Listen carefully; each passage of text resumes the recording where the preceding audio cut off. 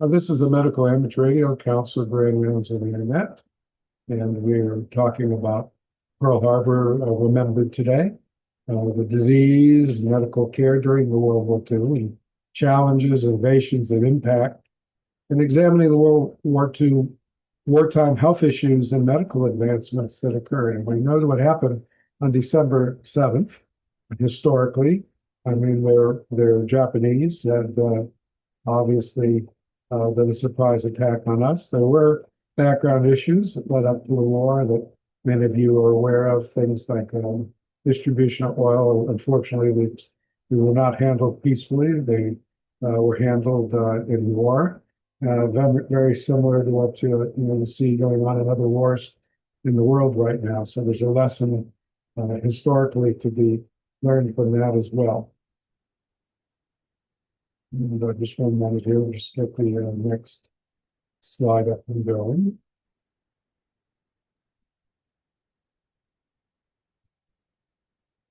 This is Whiskey Bravo 5 Delta. It's a joint discussion here on Zoom as well as on the internet, and 20 meters. So the overview points of discussion, what we're going to be talking about, their memories of Marco members and their families of December 7th, major diseases affecting soldiers and civilians in the war theater, medical innovations and treatments developed during World War II, improvement of organization of military services, the impact of disease and the medical care and the populace following the war. The online shortwave ham radio aspect of this and the Zoom simulcast roundtable discussions are led by members of the Medical Amateur Radio Council. Many of us are healthcare hams. I personally am a dentist. We often discuss medical topics, but we do not offer medical advice. Dialogue and comments made are personal in nature, not reflective of the organization, but are on the internet's display our joint passion for amateur radio and health-related topics. And for more information, visit our website at healthcarehams.org. You can contact me individually. My QRZ page has my email address. The call sign is AA4FL, and I'm broadcasting out of my home station in Hawthorne, Florida today with the web call. And you're welcome to make suggestions and comments. But many Marco members have memories, family and friends, and patients. I mean, many of us are health practitioners. So we have patients on this 84th anniversary of the attack on Pearl Harbor, which also occurred on a Sunday. So it's the 13th Sunday, counting December 1941, December 7th, 1941. The Pearl Harbor Days occurred on a Sunday. It doesn't happen that often. And I did put out a request on our listserv for those that might have some memories. Actually, the request was to be here and discuss it in person. One individual that couldn't be with us in person is a prominent member, WB6OJB, Arnold Kalin, who was 6 years old when Pearl Harbor was attacked. And sorry about a typo for those of you that have attacked.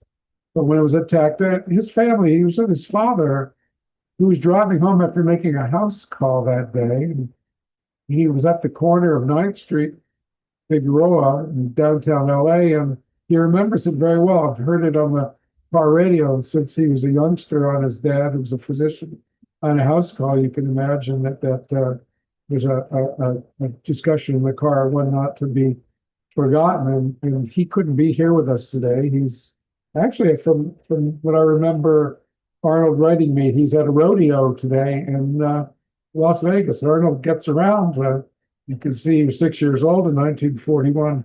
And he's still enjoying life to the fullest. Some of my own memories come from patients. I wish I talked to my father more about it. Before my father passed, we went to see the movie Dunkirk, and he told me all about listening to that. He had been born in 1931, but we really never talked about Pearl Harbor directly. But I did have two Pearl Harbor veterans in my patient pool that I was aware of, and I wished I'd asked them for more details about their service. But I did thank them for their service, and both were fine-carrying individuals, but the highest caliber. And even all my World War II veterans of the highest caliber, whether they were in the Pacific Theater, whether they were D-Day veterans. And we've covered these topics on many occasions in our on our net and in our publications. And you'll see some of those links throughout the discussions here today available through the slides that are on the website. The two that I had as patients, one's name was Ed Wells and the other was Bill Schwarzhoff. Now, Ed served at Guadalcanal. Being that I didn't discuss a lot of this directly with them, I was able to go on the internet and, at least in Ed's case, find more details about his service. So Ed was in the Schofield barracks during the Pearl Harbor attack.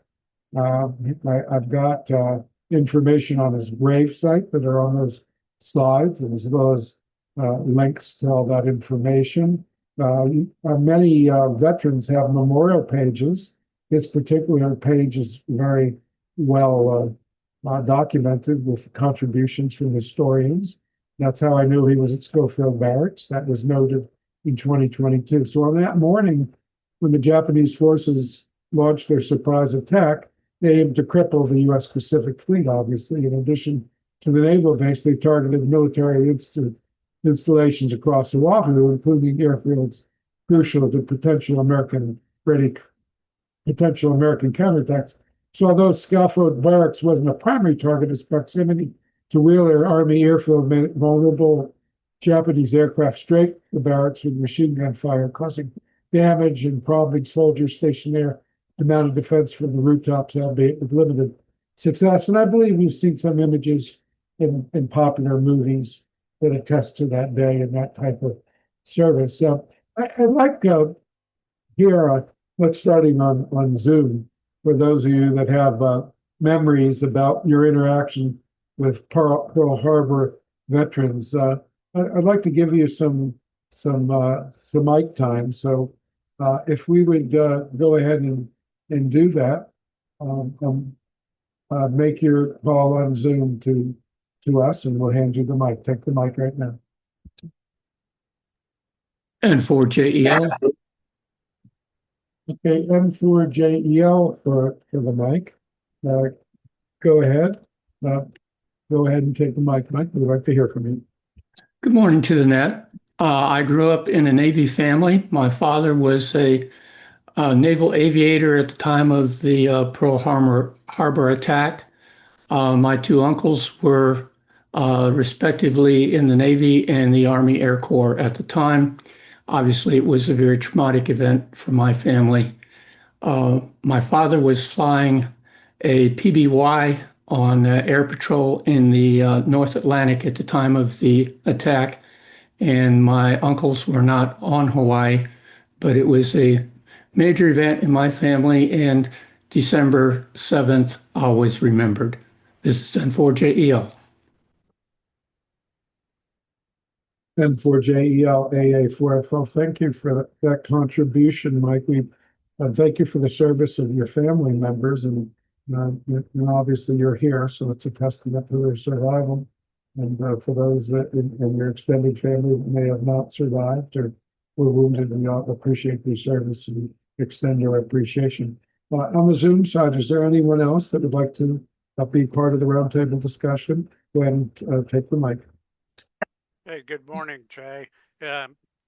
My whole family, we were out in Pearl Harbor about 1992, and we went to the museum there and were able to meet with one of the docents who was a Pearl Harbor survivor.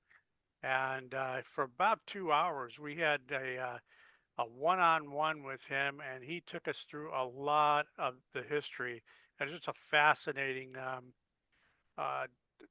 talk with him, and he gave us all the details of that. And then we went out to the Arizona monument and spent some time out there. But the time that was the best was actually spent with this particular individual. And at the time, he was getting up there pretty aged, but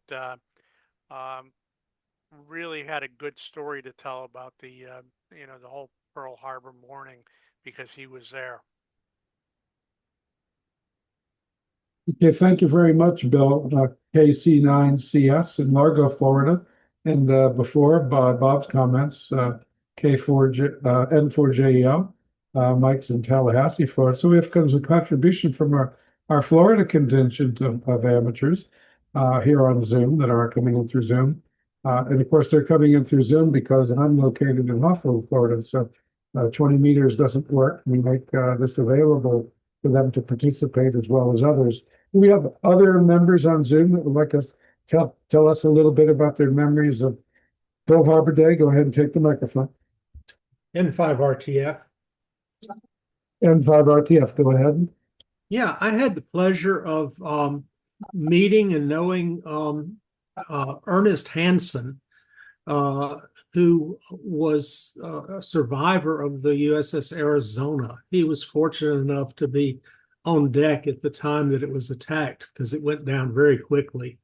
And only about 20% of the people on the ship survived. And he survived the rest of the war in the Navy and came back to New Orleans and started a snow cone business. And most people think, well, that's pretty pitiful, but snow cones in New Orleans are a big thing. And his shop, Snow Bliss, was considered to be the best of all of them. And he turned it into a multi-million-dollar enterprise. Every summer, people were lined up for an entire block to have these handmade snow cones, and they would discuss the snow cones in the same conversations as they would talk about restaurants like Galatoire's and Arnaud's, and some of the famous restaurants in New Orleans. But he was a very nice man, and it was a family business.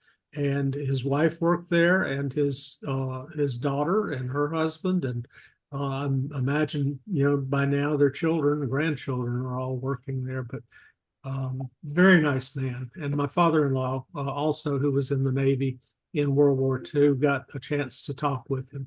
So just pleased to share that. He's no longer with us. In fact, none of the Arizona survivors are alive at this point. But all of them were amazing individuals. N5RTF. Okay, thank you, Chip, out of New Orleans, N5RTF. And Chip, in your years of psychiatry, did you ever have a patient who was still having, of course, it wasn't PTSD, but battlefield fatigue and delayed. It wasn't called that back then. Did you have patients from any of the theaters of war during World War II which you had to support? N5RTF, Whiskey Bravo 5 Delta, turning the mic back to you. I worked in my residency. I worked 2 years exclusively at the VA, so I had a lot of World War II veterans that I treated. Very few of them had any psychiatric holdovers from the war itself. We had a lot more problems psychologically, psychiatry, with Vietnam veterans. And the reason was the war was very different. You would have, in World War II, you would have long periods of boredom and then intense battles in which you were a part of a very large effort, a lot of company. And then again, followed by long periods of boredom. Yes, there were people that had problems with that, but in Vietnam, they dropped you in the jungle and people were shooting at you day and night for 2 weeks at a time. And then they would bring you back and give you 2 weeks of leave in which you were supposed to act civilized. And it was a very different situation. N5RTF. And 5RTF, thank you for that perspective, Chip. Is there anyone, before we move over to 20 meters, is there anyone else on Zoom that would like to express their comments about World War II, about Pearl Harbor? Go ahead, we'll turn the mic over to you if you would like to make that contribution on Zoom. Go ahead. Okay, no one else currently. How about here on 20 meters? Is there anyone on 20 meters live that would like to, we'll make a list here, that would like to make some comments in the roundtable discussion? Make your call to Whiskey Bravo 5 Delta.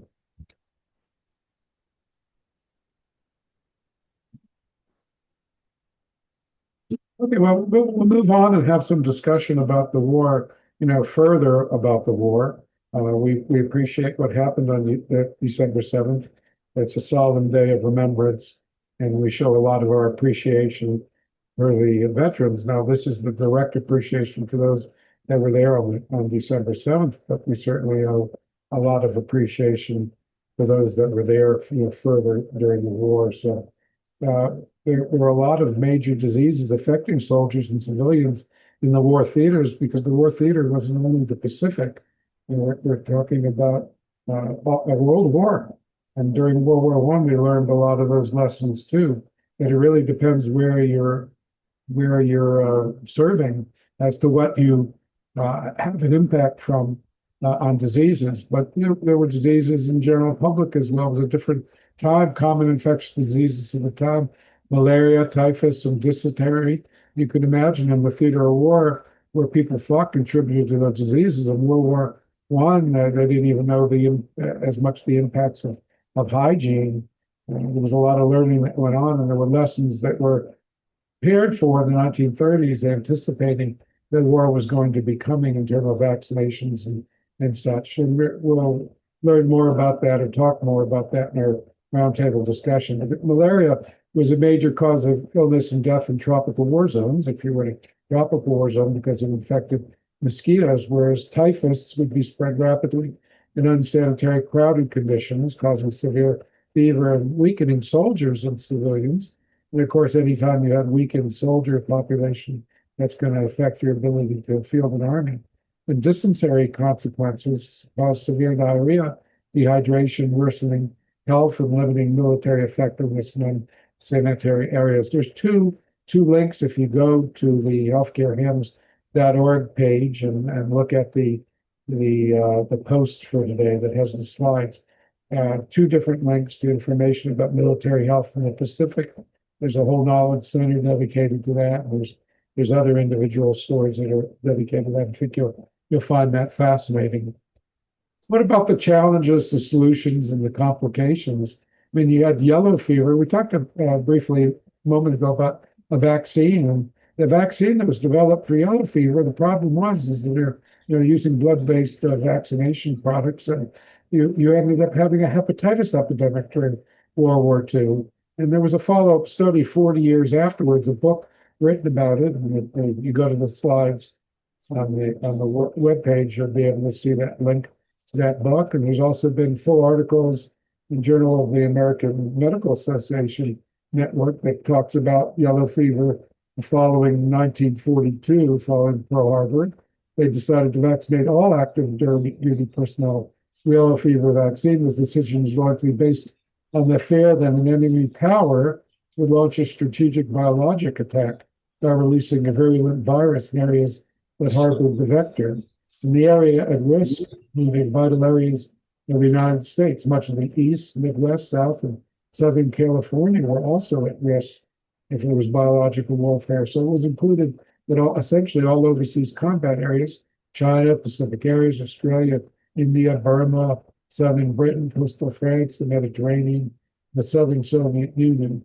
The Army had, since January 1941, even before Pearl Harbor, had already addressed the possible accidental transmission of the virus from endemic areas by selective vaccination, fumigation, and quarantine. And the concern regarding biologic attack was well-founded.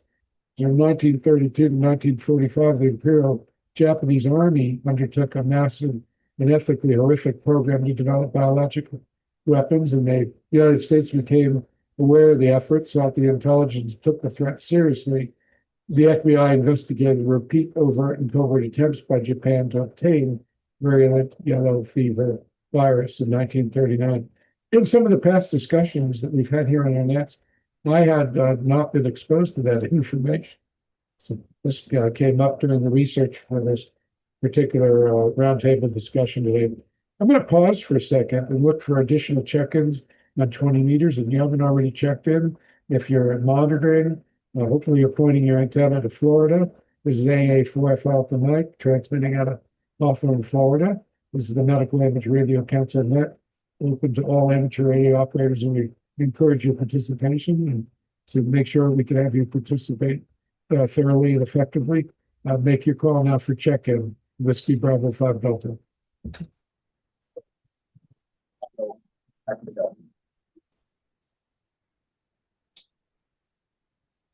Kilo Charlie 3, Oscar Bravo, Mexico. Is that correct, Steve?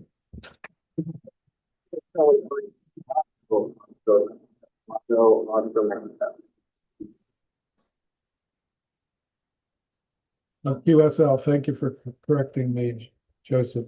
KC3, Bravo, Oscar, Mexico.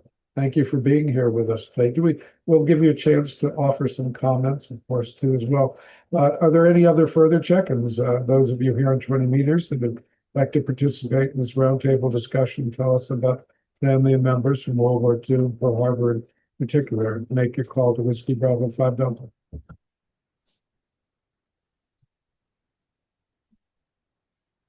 Okay, Joseph, KC3BOM, do you have any questions or comments that we'd like to make at this time? Go ahead.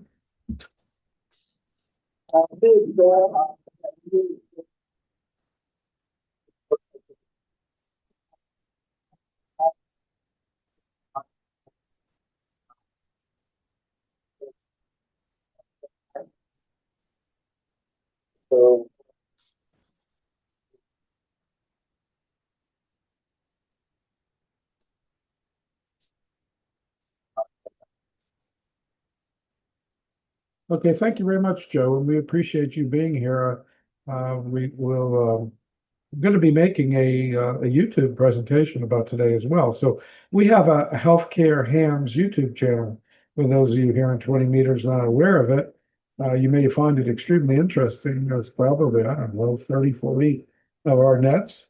What's nice about the discussions here, because when we publish on the YouTube, individuals not only find out about medical topics that we have a passion for, they also find out that amateur radio, what it is, and that you have nets, and that we get on shortwave and talk about important topics. So hopefully that benefits the hobby as well as those that are currently in the hobby here at 20 meters.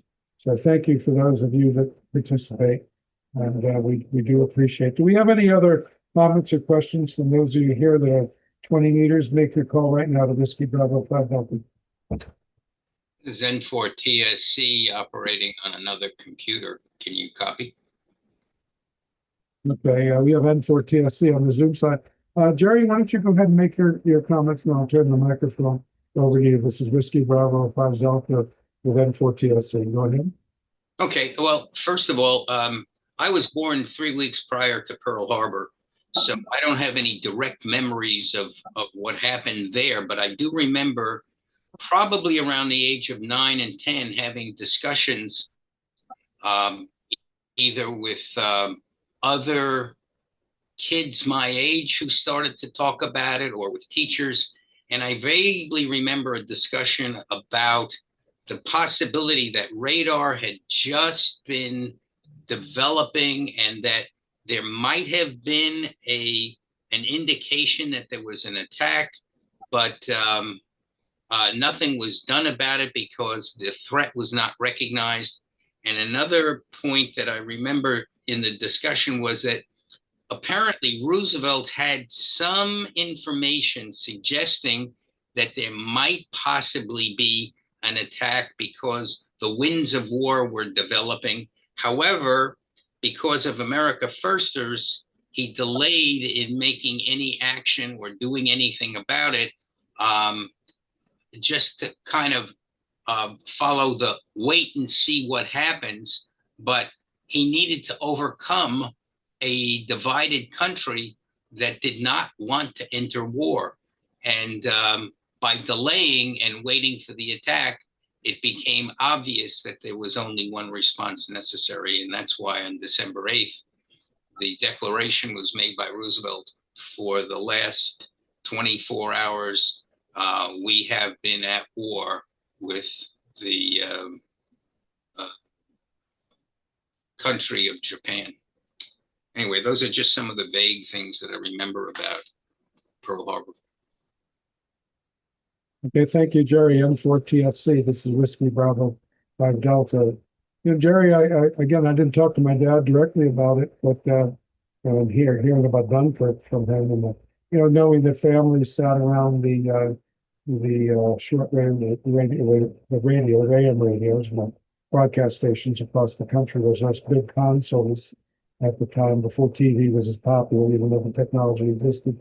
And, it was a family of vets, so even if we didn't hear it directly, we participated in the war. But obviously, delay, not the instant war that we have now. You had mentioned that, the conditions leading up to war and whether or not the United States knew in advance or through radars or just wasn't effectively communicated, and the president made.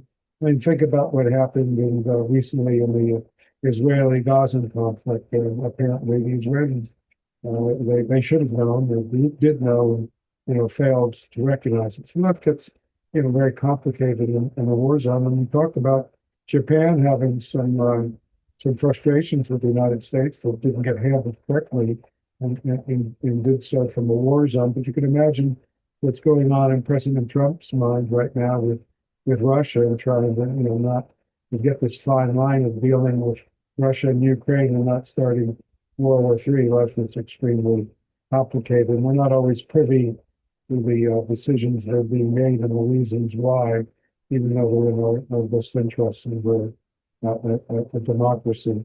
I'm going to turn the mic back over to others that might want to make contributions. Let's start on 20 meters. Make your call on 20 meters to Whiskey Bravo 5 Delta.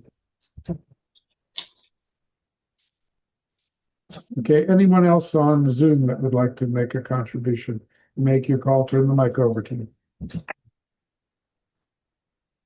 Okay, as you notice on Zoom here, we do allow the transmission from the audio of amateur radio operators, and it's done using their call signs. They have to be a general class or higher. We do have some technicians that are monitoring when we do not transmit their audio. Oh, it's a great reason to upgrade your license. And this is Whiskey Bravo 5 Delta, Grand Rounds of the Air Net, the weekly net for the Medical Amateur Radio Council for ID, operated in Florida today, my home call AA4FL. And we're going to turn back to some more discussion about the medical advancements, the medical situations, and the advancements in the continuation here. So the impact of the epidemic outbreaks in war zones, I mean, it's not war zones that just affect soldiers. There's also war zones that affect civilians. And it can be a rapid disease spread, crowded conditions, troop movements accelerate the spread of epidemics in war zones. We learned a lot from World War I and even the Civil War and the Spanish-American War about the condition of training camps.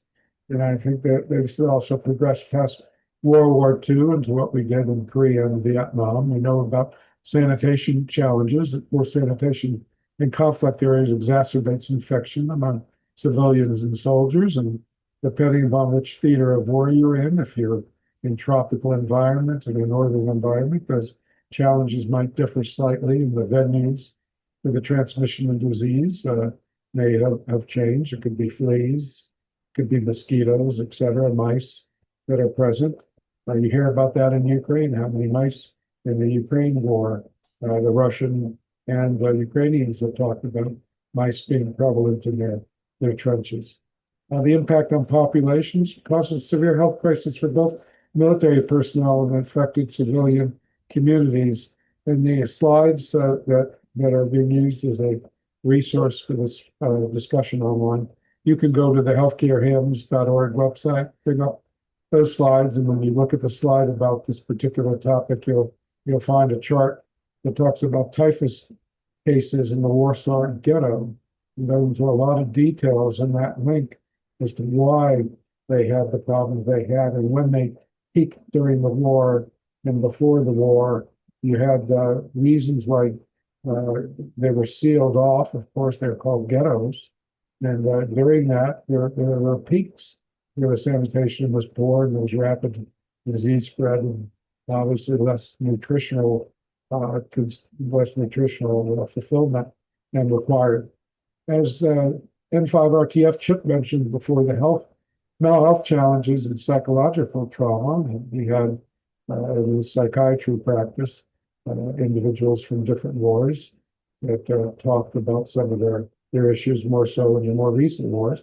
I know in my clinical practice in dentistry, when I would talk to a D-Day veteran or such, they really, you thanked them for their service, but they didn't really want to dwell on it. They didn't really go into a lot of detail. And the slides that are present as the background material, you'll see some links to warfare history and also just looking at the psychological strain on soldiers. It's also civilians with severe psychological strain during wartime, leading to various mental health conditions, which affects the populace after the war.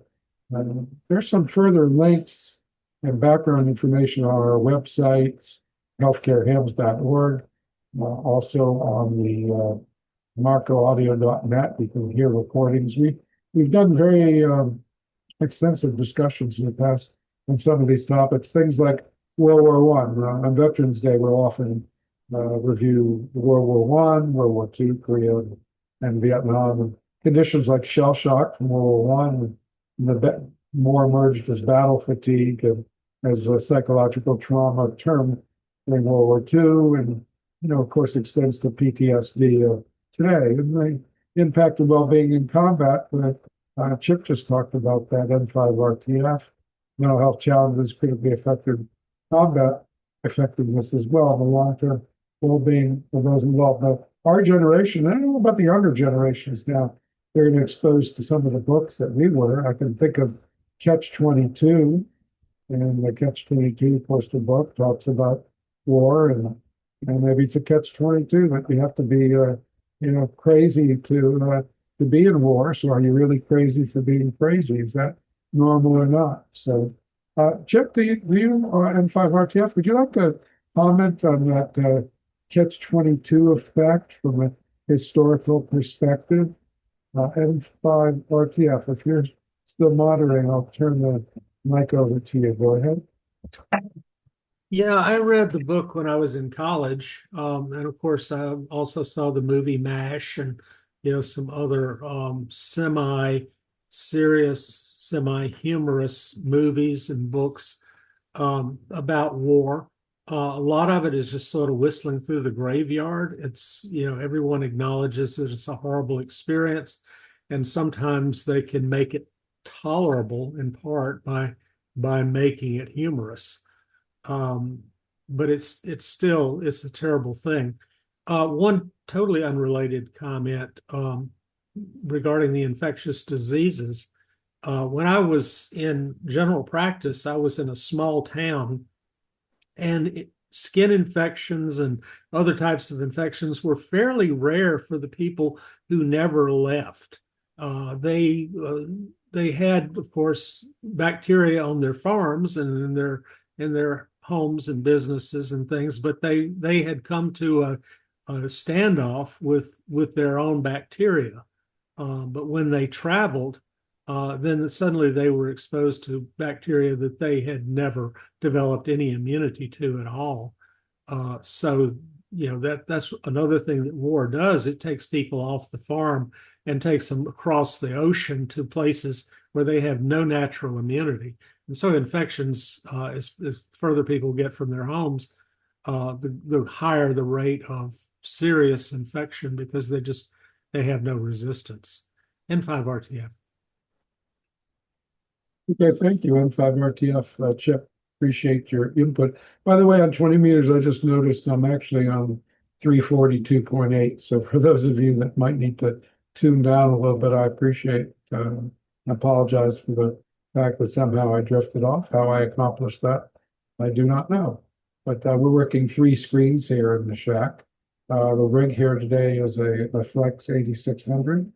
Operating the most recent upgrade to the operating system and using their triad of equipment for amplifier and their tuner, and we're operating at a Hawthorne, Florida ID. Again, AA4FL is the call sign. The Medical Amateur Radio Council Grand Rounds on the air now.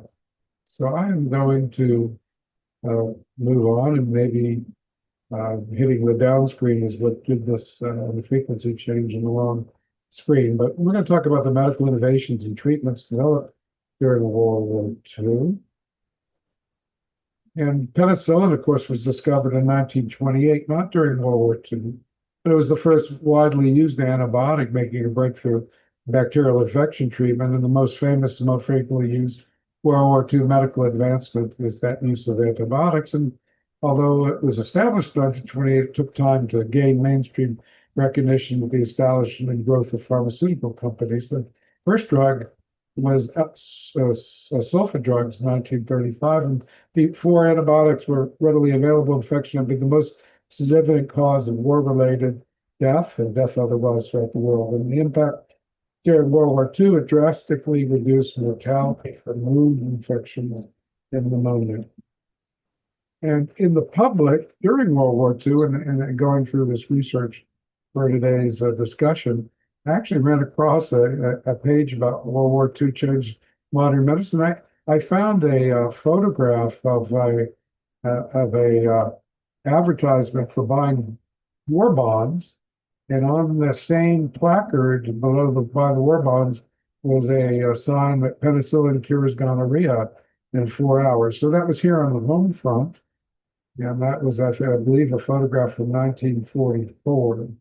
So just after World War II, the survival rate for those who were sick or injured was just 4%. However, the spread and use of antibiotics into civilian use, along with improved safety equipment, the number grew to 50%. So a lot of change from modern medicines and the way those in the service that gave their lives or just participated in the service and gave up their own lives during that time, and look at all the benefits that came in directly from the service. There was also advancements in surgical techniques and blood transfusion and improved wound management. Innovations in wound care techniques minimized infections and enhanced recovery from battlefield injuries. And in those slides you can find on our website, World War II Casualties and Caring for Wounded, the Warfare History Network have an article on that. There's also mobile surgical units, your deployment of mobile surgical units, not quite like Korea and the MASH units of Korea that we're familiar with from, again, as Chip said, the whistling through the graveyard to make us feel more comfortable about these wars.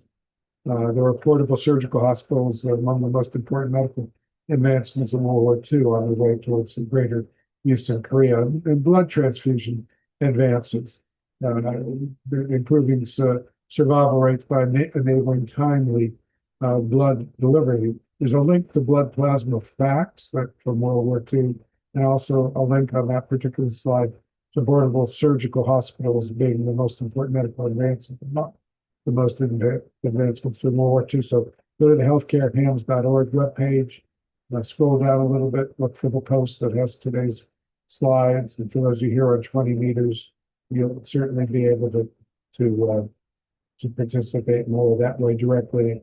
And it also talks about how World War II changed modern medicine, an article on that as well. But bone healing, and I only found one reference to this, and you can find a lot on the internet. It doesn't make it all true.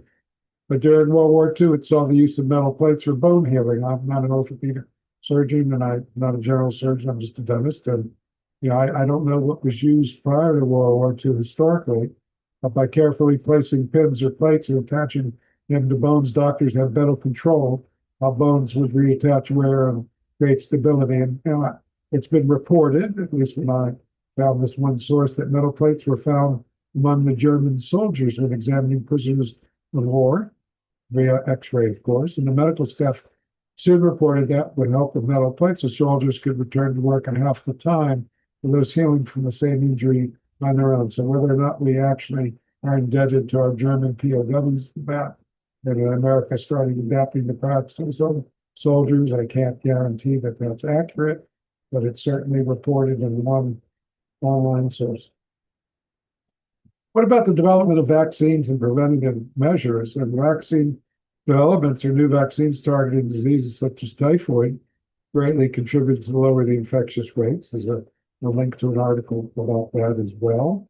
Soldiers receiving a series of vaccines or medications, depending on the location of their deployment, they might give them different vaccines. Could be things from malaria, smallpox, typhoid, tetanus, cholera, typhus, yellow fever, and even the bubonic plague. And there's a link to how World War II changed modern medicine. And also, preventive medicine improvements were also in the mental health arena.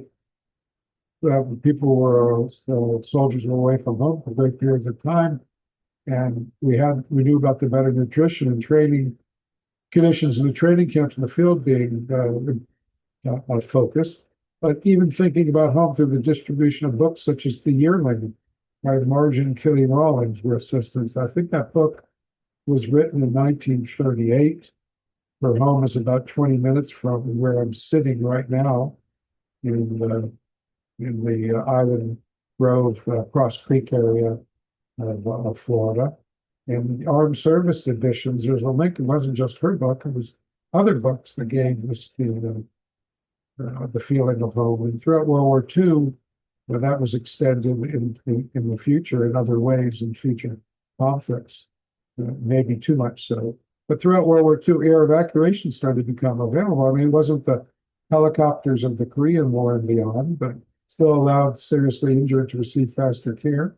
Dead tissue removal became a common surgical practice even on the battlefield. That significantly reduced the need for amputation, and the medical advancements reduced the disease burden, real-time infectious disease burden, leading to more survivals. What about the organization of medical services? And before we go on to that, I'm going to pause more than 20 meters. Run for ID, AA 4F Alpha Mike, operating off of the Florida Grand Mounds of the Air Medical Amateur Radio Council, but looking for additional check-ins at this time. Make your call to Whiskey Bravo 5 Delta.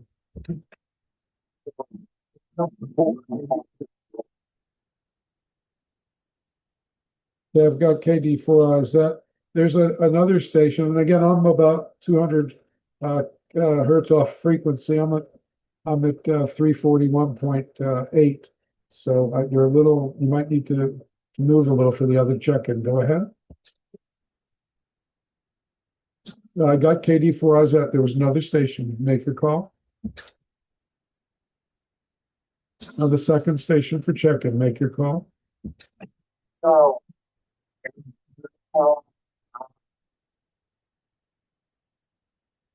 Let me make sure I have that right. Is it Kilo Alpha 8 Uniform Papa is the last name also Alpha letter? No.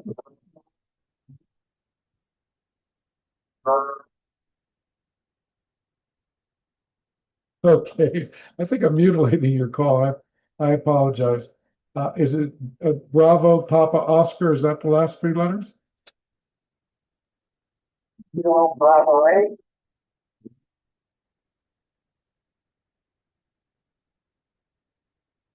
Kilo Bravo 8 Uniform Papa Oscar. Is that correct? Go ahead. Yeah, thanks for hanging in with me. That's why I don't go on the expeditions anymore. I can mutilate the best of call signs. Thank you for your patience. Do we have any other further check-ins? Make your call. Do we have any relays of individuals trying to check in?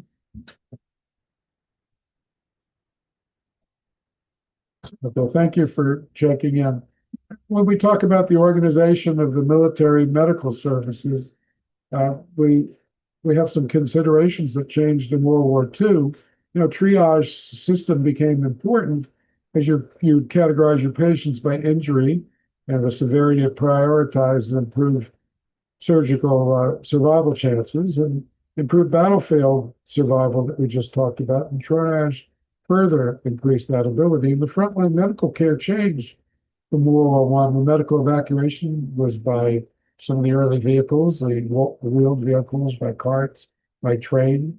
World War II also focused on care in the field and care close by, and medical evaluations in field hospitals delivering essential frontline medical treatment to injured soldiers quickly and both efficiently. And the mobility and efficiency, mobile medical units will be able to provide that rapid response and flexible treatment in challenging combat environments. Like in the Pacific, they have ship-based care also possible. And of course, we're all familiar with the MASH units of the Korean War. And Dave, KN0S, who was on 20 meters with us. Dave, I know during Vietnam you were involved in care. Do you have any comments that you'd like to make about that? KN0S, Whiskey Bravo 5 Delta, go ahead.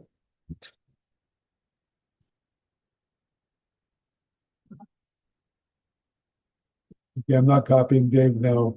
Perhaps he needed to step away. He's always multitasking with the farm here. Now, the air evacuations, if you were in the Pacific, in some of the British theaters of war, the American theaters of war, some of these first large-scale experiences with air evacuations of war too, because incapacitating wounds frequently occurred in remote areas of available medical facilities, providing care to soldiers and airmen often required evacuation by air. In fact, informal air evacuation operations began in 1942 Pacific Theater in Asia. Most sea land routes in that theater in the Southwest Pacific region inhibited rapid medical evaluation. The cargo and troop carrier planes returned often in the front lines, but they were the only swift methods of evacuation that transported medical patients to general hospitals in New Caledonia, New Hebrides, and Australia.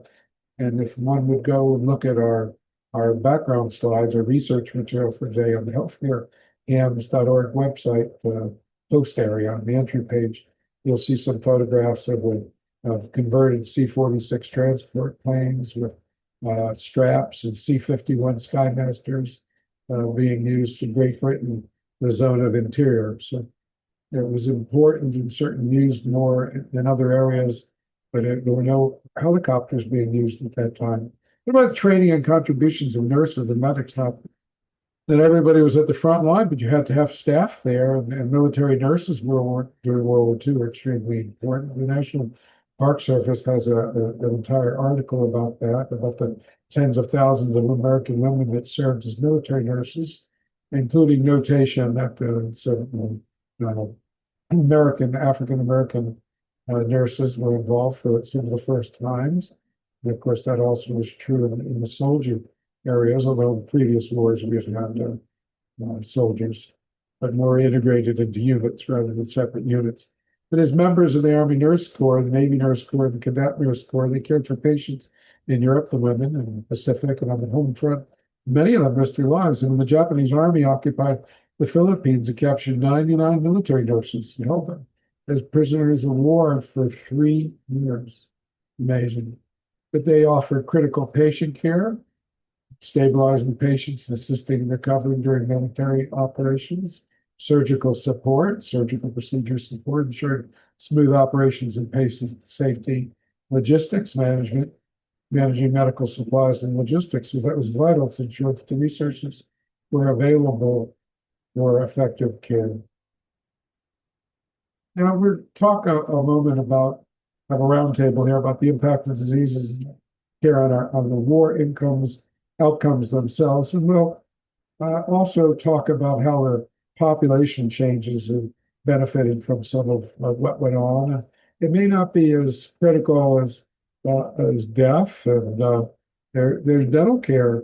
By the time World War II began, the lessons learned from the previous conflict were clear. There was poor dental hygiene, poor nutrition, serious consequences for soldiers' health. If you get trench mouth and you're in terrible pain with infected gums, how's that going to affect your combat effectiveness?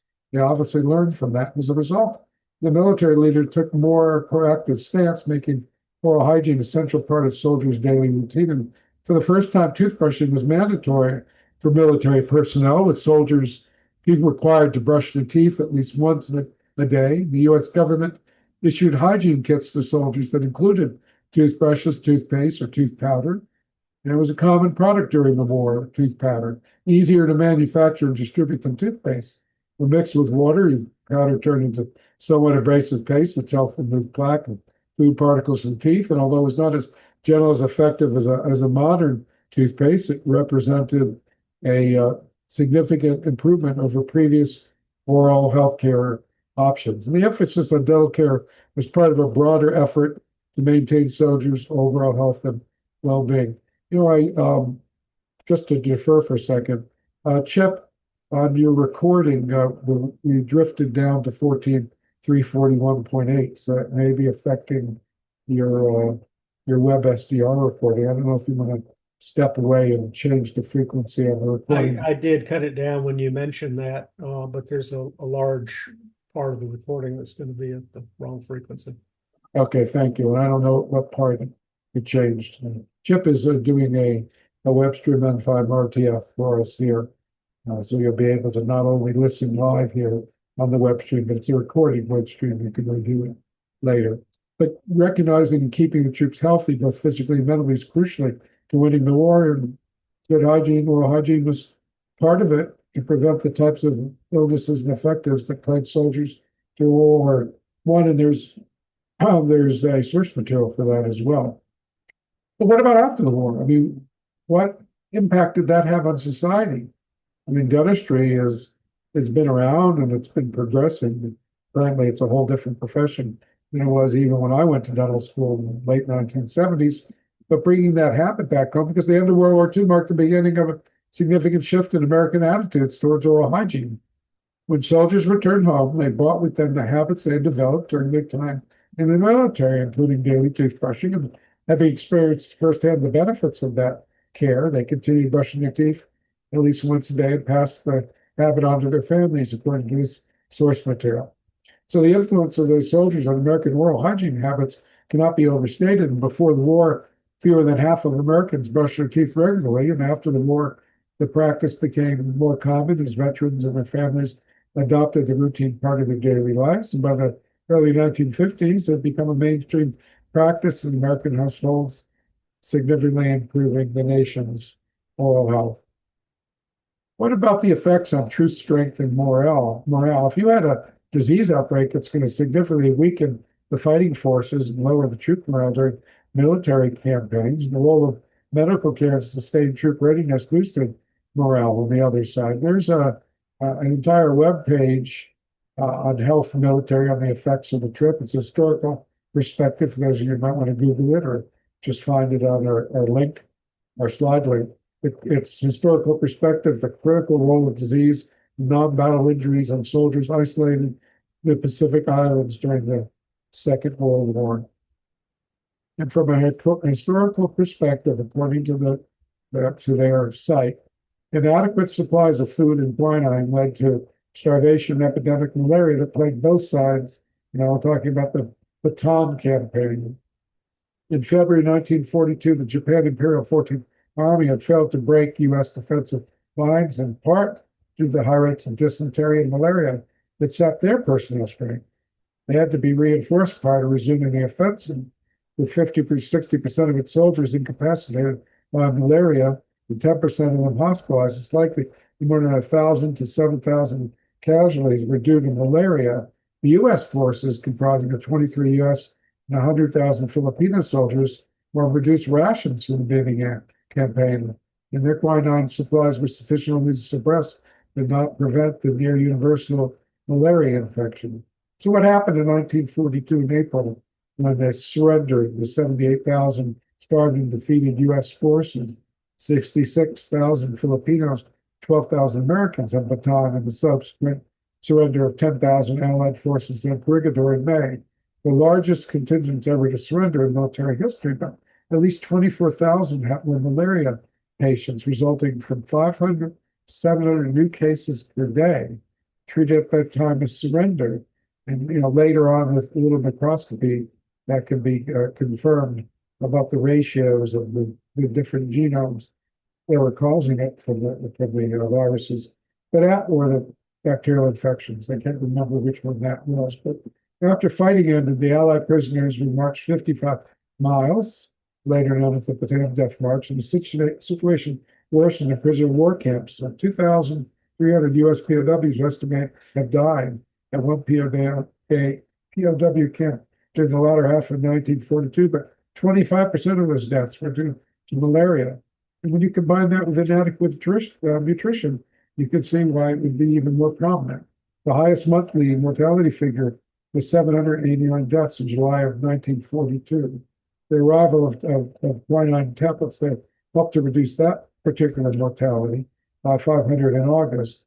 The Filipino POW deaths at Camp Oponal numbered 29,589, the 20.7% were attributed to malaria, but the true counts likely higher.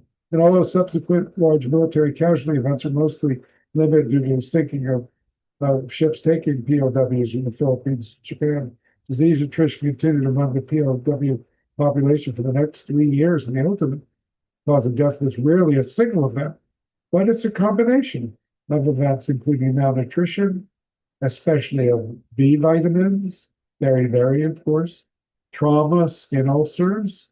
Well, this is what Chip had mentioned, but in 5-RTF, and infectious diseases, particularly bacillary dysentery and malaria. It's estimated that 37% of U.S. POWs do not survive the ordeal. I'm going to pause for a moment. Is there anyone on Zoom that would like to make a comment about this part of the discussion? I'll turn the mic over to you. Go ahead. WJB. Okay, WJB, go ahead and comment, Andy. Yeah, there's one thing that I thought of that I encountered in my practice from patients who had been in the Korean War and some in World War II. I had a few that had chronic hepatitis C, and they could have gotten it in many ways, but most of them had a history of a major trauma during the war, either due to Jeep accidents or being shot in dirty environments or whatever. But they required surgeries and had to have blood transfusions. So they probably got their chronic hepatitis C from blood transfusions, because at that time there was no way to test for it. And so it was a real issue for them. In fact, of course, even with a lot of these were in my earlier years of practice, so we didn't have much that we could do. Of course, we got more medications to treat that now than we did then. But just something I brought up because it was something that happened, 25, 30 years earlier that we were still dealing with in the 1970s and 80s. Okay, thank you for that comment. Andy, I got a follow-up question. So hepatitis A and B, that was known about during World War II. So from your comment, I assume that hepatitis C existed, but we had no way of determining that it was present. And that was picked up 25 years later when you were seeing the patients. Is that correct, the comment you just made? Yeah, that is correct, because they didn't know what it was. And on top of that, had no way of testing for it. So it's, they knew a little bit about A and B, of course, but they didn't know about C at that point in time. And actually, C has a higher incidence of hepatocellular carcinoma and a higher incidence of cirrhosis as well. Yeah, from memory, B and C are different in the onset in terms of the age that you, and from I remember, B was more of an issue if you were an infant or a young person. But I'm not a physician nor a virologist.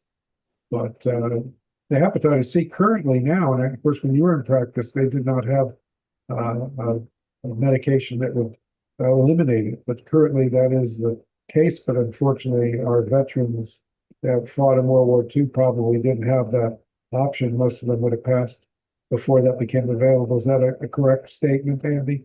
WJ, the AA for Falconic. Yeah, that would definitely be correct. So the newer medicines are, mostly been done in the last 15, 20 years. So, and even the testing was, 20 years ago. Prior to that, they call it non-A, non-B hepatitis before they started calling it hepatitis C. Was there a decreased incidence in those that received plasma rather than whole blood? Yeah, we have a question, Andy, from N4TSC. Jerry, was there a decrease in those that received plasma or blood? Go ahead, Andy. Yeah, I don't really know the answer to that question, because usually this history was obtained from the patient, and they knew they had transfusions because of their surgery and their injuries. They lost a lot of blood, but they wouldn't have known whether it was plasma or blood unless they were awake to look at it. So, and even then, I'm not sure they would know. So there wasn't any medical documentation? No, not available to me anyway, because this had been, I was started practice out of medical schools and seeing medical students and patients in medical school. That would have been in the late 1970s, so in the early 80s. I thank you, both of you, for the contribution. It just brought to memory an earlier discussion in the hour here, last hour, where we talked about the vaccine. I believe it was for typhoid fever being picked on blood products. And they talked about the hepatitis B infection. So maybe they had hepatitis infections and just didn't know how much of it was C. There might have been even more infections from the vaccine. That would take a lot of research to come to that assumption, but it's certainly that maybe sometime in the future, another Veterans Day or Memorial Day, that might be something to further discuss. Thank you to both of you. Anyone on 20 meters that would like to comment on that, make your call. Whiskey Bravo 5 Delta.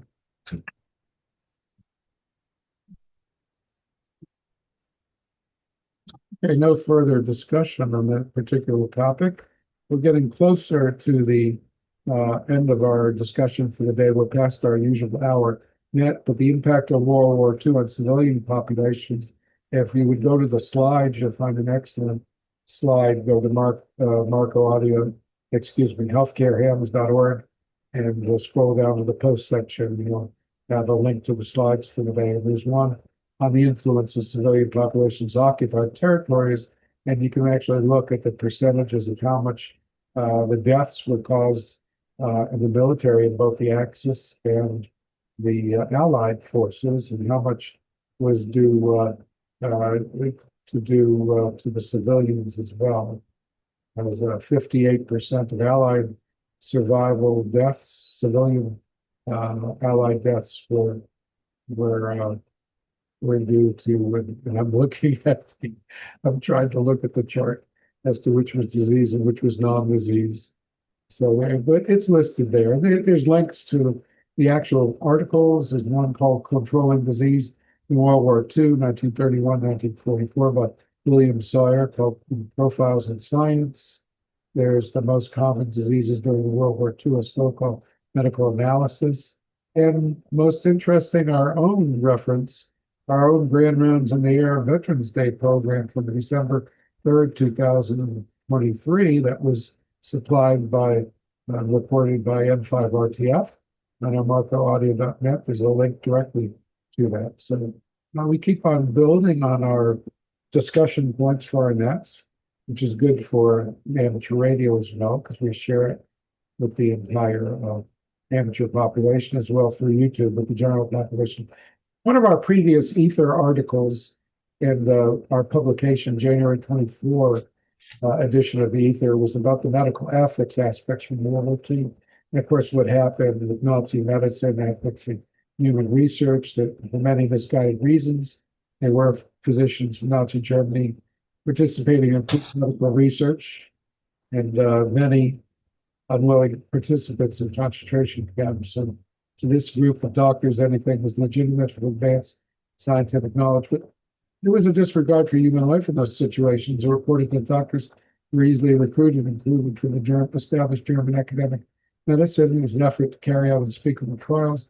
If the injured men were sterilized, killed human beings, once their society determined to be subhuman, to prove the concept of the Aryan race being superior, which is one justification of it, not true nor valid, but substantiating participation in why promoting the effort as a medical research advancement in the fields. In this particular article from our own, you'll find the link to our own edition of Ether. You should be able to find that edition if you're a member of Healthcare Hams, the Medical Amateur Radio Council. All members have those editions of the Ether available to you in the members only section. And if you go to this particular, we have a section written on it that's more extensive that all amateurs can obtain. Again, go to the Healthcare Hams website and look for the slides and read the full article. We've had follow-up discussions about medical ethics, what's happened in other wars, the Israeli-Gaza conflict, and it's complicated. And we have to also recognize, and I think this is covered in this particular article, that there was plenty of research done here in the United States of non-willing participants. So this is just the Nazis that did so, and they were parts of the population that really considered to be lessened. So is that it for you to read? Jerry, Forecasting, would you mute your mic for a second? Please. Gary, could you mute, please? One other an interesting cultural phenomena is after World War II, Japan being the country that was exposed to radiation attacks in Nagasaki and Hiroshima. And there was a cultural impact because of the Marshall Island testing.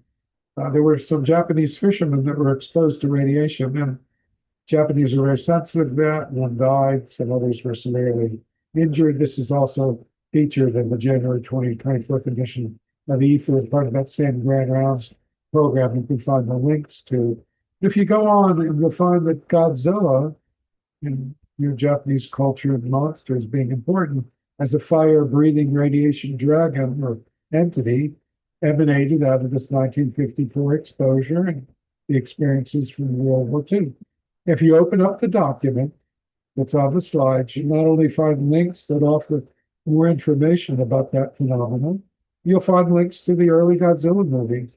You'll be able to look at them on YouTube, and something you may want to share with children and your family, because the Godzilla movies are still coming out there. And actually, some of the same companies are producing them from Japan. And there's one on Godzilla versus King Kong recently. It's part of Japanese culture, but now it's also part of popular culture in general. So the impact of World War II on consequences of medical advancements we've talked about. There's a whole slide on that as well, and links, how that's affected the geopolitical population all across the world. Thank you for being here with us today. In conclusion, there's an impact of military effectiveness, disease, and medical care significantly influenced by the effectiveness of military forces during World War II and remembrance of our Pearl Harbor veterans. That was the first day that part came to the United States in an intense fashion. Your civilian survival, medical advances during war that improve civilian survival rates amidst widespread disease and hardship. And there's medical innovations and legacy that foster medical innovations and organizational lessons that shape modern medicine globally. And thank you for participating. Any questions? Of course, you can look us on the website at healthcarehams.org, Whiskey Bravo 5 Delta. You can also look at our QOZ page.